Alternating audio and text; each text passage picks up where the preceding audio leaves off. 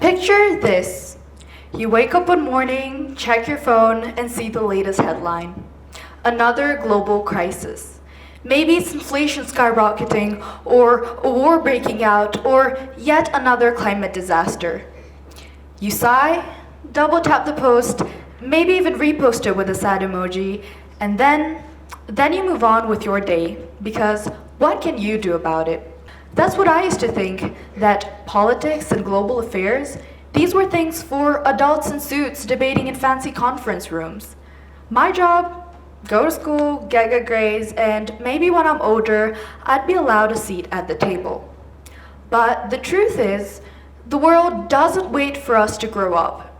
The decisions made today are shaping our future, and if we're not engaged, we risk stepping into a world designed by everyone except us. Well, politics doesn't really affect me, so why should I even care? That's what I hear a lot of people, especially young students, say. Well, let's test that theory. Do you buy things? Then taxes, inflation, and trade policies are deciding how much you pay. Do you care about the environment? Then climate laws and global treaties are dictating what industries can get away with. Do you use the internet? Then digital laws are shaping what you can see, what you can say, and whether your data is actually yours. You see, politics isn't just about elections or old men arguing on the TV. It's about the decisions that are shaping our daily lives. So, saying politics doesn't affect me is like standing in the rain and saying the weather doesn't affect me. Sure, you can ignore it, but it still doesn't change the fact that it's soaking you. Now, I want you to picture this. You throw a pebble into a pond. The ripples spread far beyond where the pebble landed. Global events work the same way. What happens in one country doesn't stay there. It ripples out, affecting people everywhere, whether they realize it or not. Take the Ukraine war, for example. One country's crisis became everyone's problem. When war disrupted wheat and oil exports, food and gas prices skyrocketed worldwide, affecting everyone. Or remember COVID? When factories in China shut down because of the spread of the virus, tech, cars, even medical supplies became scarce globally. If global events can ripple out and shape our life, imagine what happens when young people decide to create their own ripples, big or small. I vividly remember learning about Greta Thunberg when I was younger, so let's take her as an example. What started as a 15-year-old student standing outside the Swedish parliament skipping class turned into a global movement for climate action. Malala Yousafzai, another young activist who, despite threats to her life, bravely fought for girls' education in Pakistan. After the tragic Parkland shooting, high school students channeled their grief into activism, leading the national conversation on gun control and youth safety. They weren't presidents, billionaires, or lawmakers. They were young students who saw a problem, refused to accept it, and created ripples that turned into waves. They were students, just like me, and yet what surprised me at the time was that they weren't waiting for permission to speak. They were taking action and making the world listen, and I realized I wanted to do the same. At first, though, I didn't think my voice mattered. I didn't yet have a vote, I didn't have power, I didn't have a platform, so what difference could I possibly make? But over time, I realized something critical, that change doesn't start with power or authority, it starts with our willingness to engage. That's why my journey started with public speaking and Model United Nations. At first, MUN was just another extracurricular I could add on to my portfolio, but over time, I started to see beyond the conferences and the committees. I realized that MUN isn't just about talking and getting awards, it's about thinking. questioning, and engaging with global issues in ways that most people never do.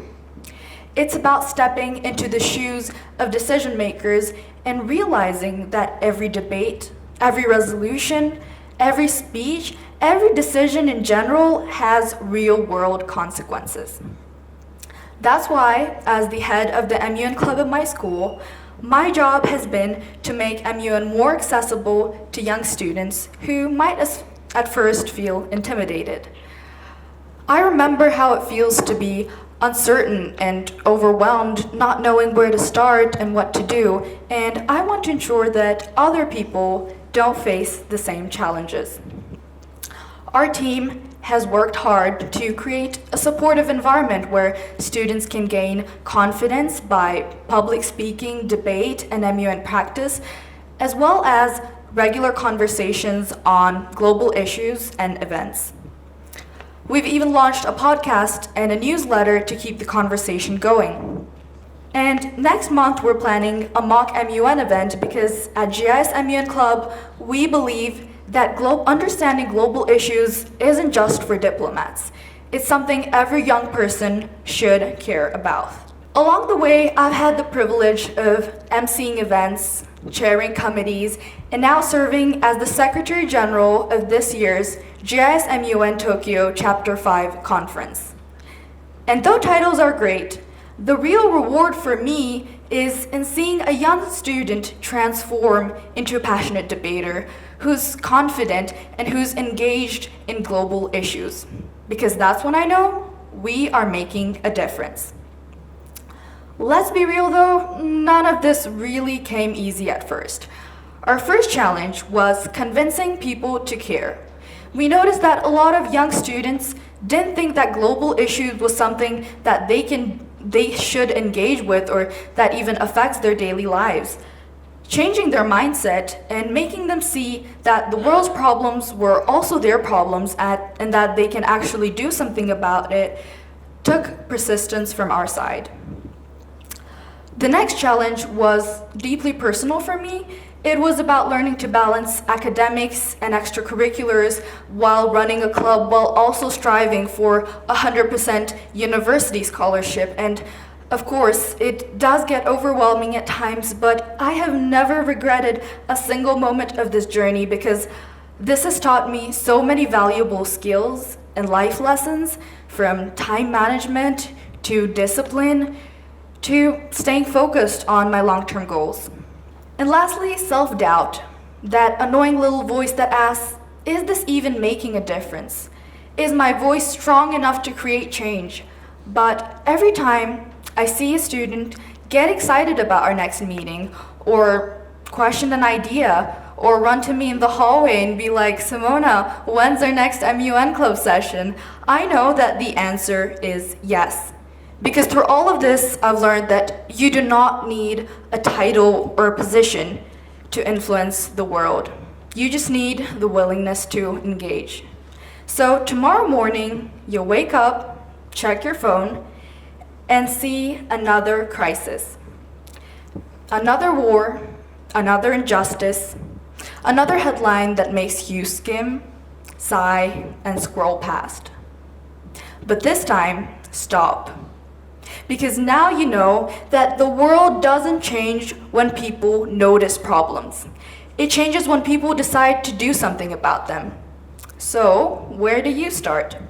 Firstly, stay informed. Read beyond the headlines of news and articles and make sure to read critically. Take the time and effort in learning about the issues that are shaping our world so that you're not just aware, but you're ready to take action. Next, use your voice. You could start with something simple like speaking up in class or debating with friends. Just make sure you're not shying away from tough conversations. And lastly, take action.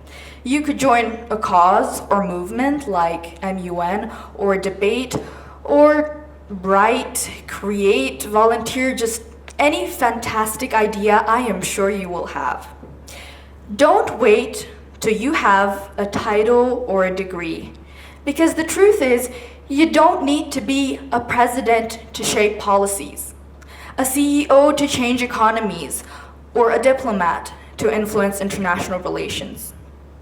You just need to care enough to start. So tomorrow, when you see that headline flash across your screen, don't scroll past it. Be the ripple that turns into a wave. Be the voice that refuses to be ignored. Be the reason the world changes. Because if not you, then who?